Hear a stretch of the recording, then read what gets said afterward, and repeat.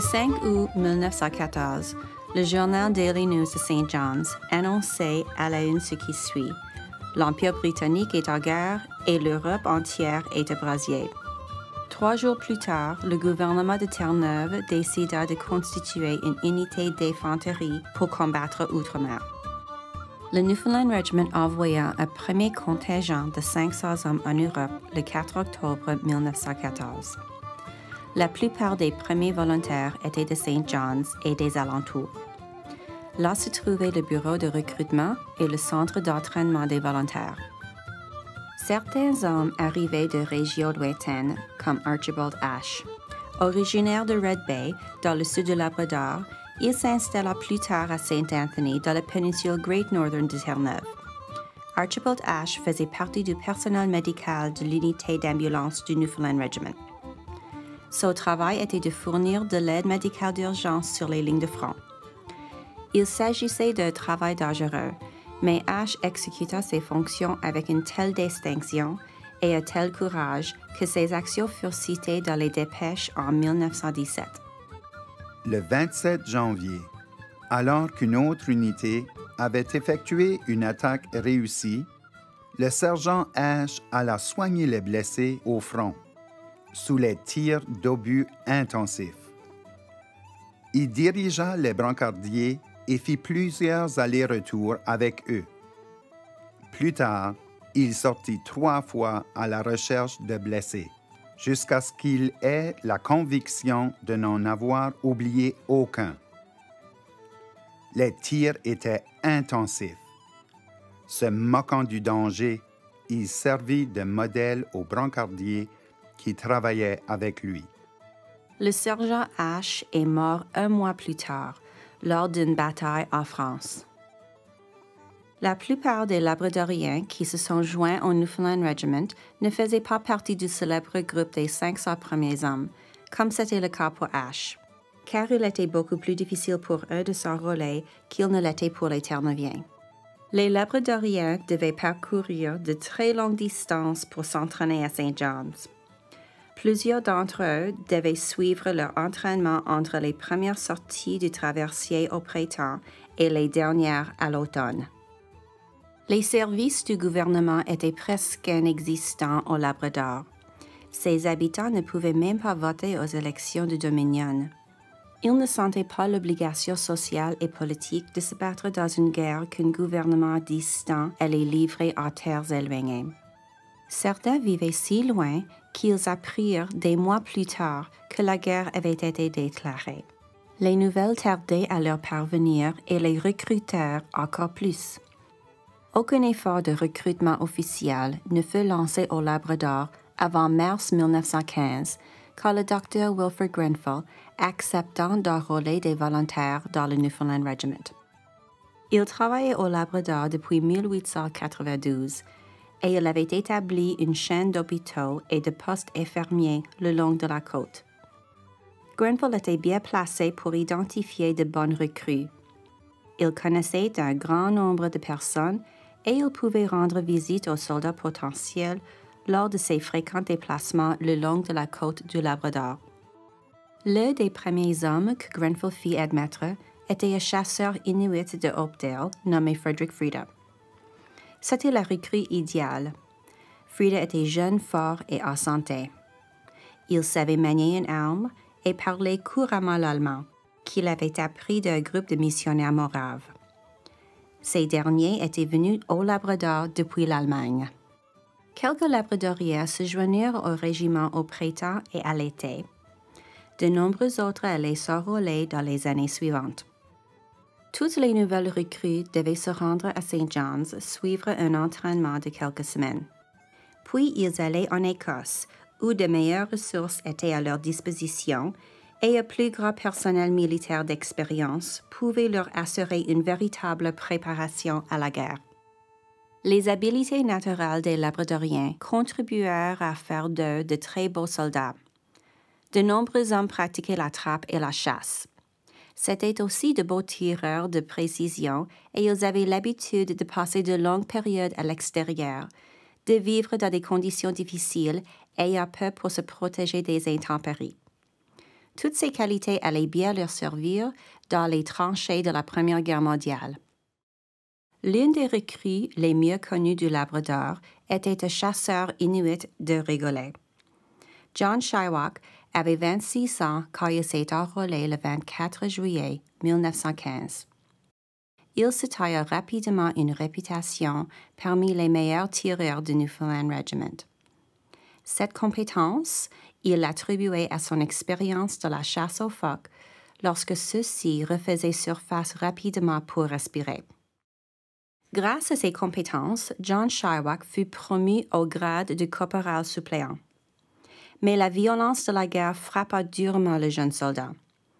Dans ses lettres adressées à ses amis et à sa famille, il se demande pourquoi tant d'hommes sont tués sans cesse. Il évoque souvent à quel point il se sent seul. Ma chère Louisa, j'ai tout juste le temps de t'écrire une carte postale aujourd'hui. Je suis en très bonne santé.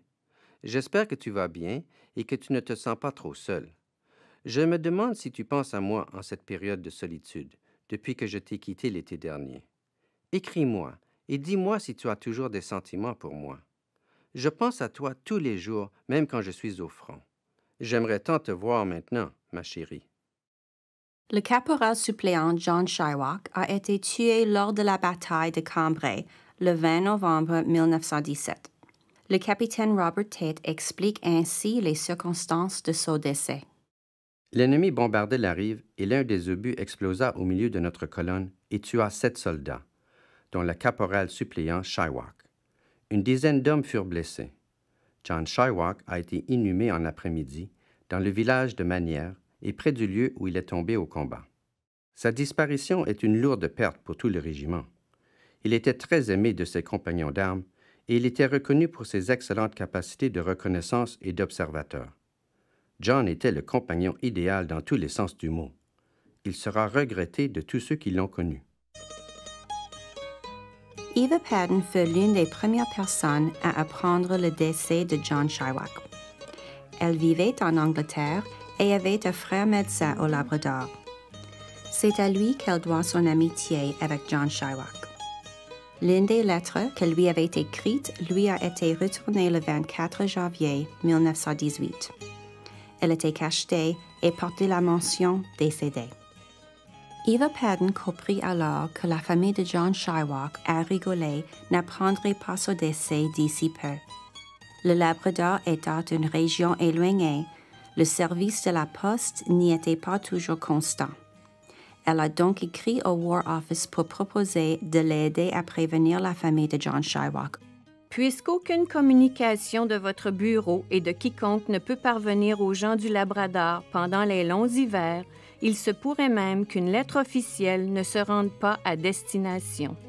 Si vous aviez la bienveillance de me communiquer ce que vous savez au sujet de son décès, j'informerai des circonstances mon frère, le Dr. Padden, d'Indian Harbor au Labrador, qui connaissait Shylock. Il sera ainsi en mesure d'annoncer la triste nouvelle aux membres de la famille lorsqu'il ouvrira de nouveau l'hôpital à la brise des glaces. Shylock est le dernier des 4 hommes du Labrador à avoir combattu sur le front ouest, mais je crois que plusieurs sont en route et seraient même déjà arrivés. Encore aujourd'hui, les gens de Terre-Neuve et Labrador n'ont pas oublié la contribution de John Shylock. En 2014, Memorial University a ouvert une nouvelle résidence qui porte le nom de Shylock Hall en son honneur. Lorsque la guerre prit fin le 11 novembre 1918, plus de 60 Labradoriens s'étaient enrôlés dans le Newfoundland Regiment.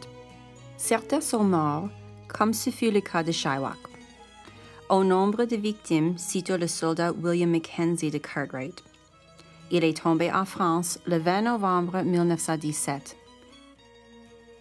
Il y avait aussi le soldat John Blake de Grosswater Bay. Il est mort dans un hôpital des suites de ses blessures le 14 octobre 1918. Un petit nombre de Labradoriens furent faits prisonniers de guerre. Austin Party de Table Bay était parmi ceux-ci. Les Allemands le capturèrent à Cambrai, dans le nord de la France, le 3 décembre 1917. J'étais le premier à la mitrailleuse, car le caporal et le numéro 2 furent tués. Je n'ai abandonné ma mitrailleuse qu'une fois blessé, puis je me suis retiré dans l'abri. Les Allemands m'ont capturé et 6 autres soldats avant que j'aie eu le temps de panser ma blessure. Les brancardiers n'avaient pas fini de me soigner, mais l'ennemi coupa court à leur travail. On m'a emmené au camp Oldham, où j'ai été 3 mois en captivité. Je ne pouvais faire aucun travail en raison de ma blessure. De là, on me transféra au village de Wyke, où on me fit travailler sur la voie ferrée. J'ai été maltraité. J'étais privé de nourriture d'1 à 2 journées à plusieurs occasions, et on me forçait à travailler très fort. J'ai passé 4 mois à faire ces travaux. Puis, on m'a amené dans un village près de Bergen, où on m'a fait travailler sur une ferme. J'y suis resté 2 mois. On m'a ramené au camp Oldham, où je suis demeuré jusqu'à ce qu'on me renvoie en Angleterre après l'armistice. Pendant qu'il était en Angleterre, Austin Party est tombé amoureux d'une jeune femme du nom de Betty Whittle. Elle était chauffeur de camion au sein de la Royal Air Force pendant la guerre. Ils se sont mariés le 18 janvier 1919 et déménagèrent au Labrador plus tard dans l'année. Mais le retour au Labrador était difficile pour certains volontaires. Après la démobilisation à St. John's, ils devaient parcourir de longues distances pour retourner chez eux, et souvent à leurs frais. Le soldat Stephen MacDonald raconte son expérience dans une lettre adressée au ministre de la Milice. Monsieur, on m'a libéré du régiment et remis un laissez-passer pour me rendre chez moi le 23 novembre 1919. J'habite loin dans le nord, à Cartwright, Sandwich Bay, au Labrador. Le régiment a payé mon passage de St. John's à Humbermouth et de là jusqu'à Battle Harbour. Mais pour le reste du trajet, j'ai dû payer de ma poche et je n'avais pas d'argent. J'étais complètement sans le sou quand je suis arrivé à la maison. Stephen MacDonald a avoué les reçus de ses dépenses de voyage qui comprenaient la nourriture, l'hébergement et l'embauche d'équipes de chiens qui ont assuré presque tout ce trajet de Battle Harbour à sa maison à Cartwright. Le gouvernement lui a remboursé ses dépenses au complet plus tard. Le gouvernement remboursa aussi d'autres soldats de leurs frais de voyage. Mais il fallut que le docteur Harry Patton de la Labrador's Grenfell Association écrive plusieurs lettres à leur nom. Cela semble plutôt ingrat quand on sait que ces citoyens non représentés ont tout donné et que l'on envoie des estimateurs du bois de sciage à Rigolet au mois de décembre, s'il le faut. Ces volontaires ont été laissés à Battle Harbour, à plus de 300 000 de chez eux, et ils ont dû payer leurs propres frais de subsistance jusqu'à ce que les déplacements sur glace soient possibles, en plus des frais de transport jusqu'à leur domicile. Il m'a fallu 5 ans pour leur obtenir un remboursement dûment mérité. Heureusement, le colonel du Newfoundland Regiment m'a appuyé. Ils ont finalement été payés. Le retour des soldats était une source de réconfort au Labrador. Mais la joie de leur arrivée allait prendre un goût doux amer. La grippe espagnole frappa la région. Ayant pris naissance dans les tranchées malsaines et étroites de la Première Guerre mondiale, la maladie se répandit à la grandeur de la planète à une vitesse alarmante. À la fin de 1918, la grippe avait fait des centaines de morts au Labrador et enrayé le tiers de la population inuite. Malgré cette calamité, le retour des soldats apporta un peu de bonheur dans la vie des Labradoriens. Les nouvelles qu'ils rapportaient étaient bonnes, la paix que des gens comme Mina Patton de Indian Harbour attendaient depuis des années. Nous ne cessions de nous demander ce qui se passait au front. Nous avons su le 28 janvier 1919 que la guerre avait pris fin le 11 novembre. Puis, tous les hommes du village empilèrent du bois sur la glace épaisse de la zone peu profonde de la rivière devant la ville et ils firent un feu de joie en guise de célébration. J'ai amené les garçons voir ça, même si l'heure du coucher était passée. Je voulais qu'ils se souviennent de la fin de la guerre mondiale. Je pensais aux millions de morts, à leur courage et à toute la tristesse du monde. Les enfants ne voyaient pas les choses ainsi, car ils étaient si jeunes. Cela reste, malgré tout, l'un des souvenirs les plus mémorables, un beau feu de joie et la fin de la guerre.